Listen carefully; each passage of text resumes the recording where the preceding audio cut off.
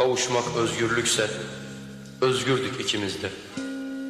Elleri çığlık çığlık yan yana iki dünya. İkimiz iki dağdan iki hırçın su gibi akıp gelmiştik. Buluşmuştuk bir kavşakta. Unutmuştuk ayrılığı, yok saymıştık özlemeyi.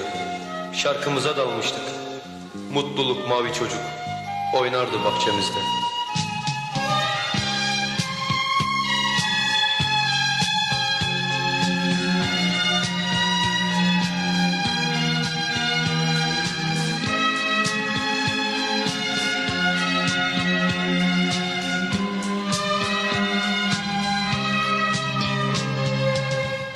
Acı çekmek özgürlükse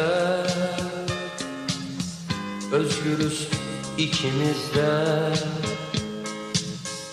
O yuvasız çalı kuşu, bense kafeste kanarya. O dolaşmış daldan dala, savurmuş yüreğini. Ben bölmüşüm yüreğimi baş kaldıran dizelere.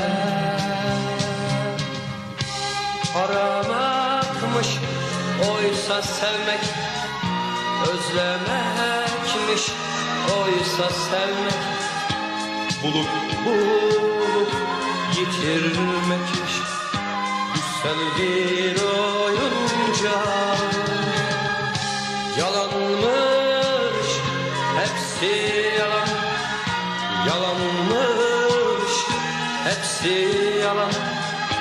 Sevmek diye bir şey vardı, sevmek diye bir şey yokmuş.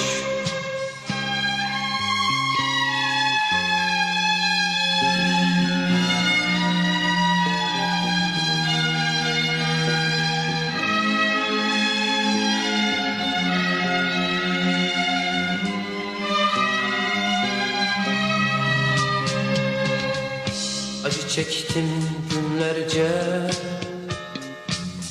acı çektim susarak. Şu kısacık konuklukta, deprem kargaşasında. Yaşadım birkaç bin yıl acılara tutunarak. Acı çekmek özgürlükse özgürdük ikimiz de. Acılardan arta kalan işte şu bakışlarmış.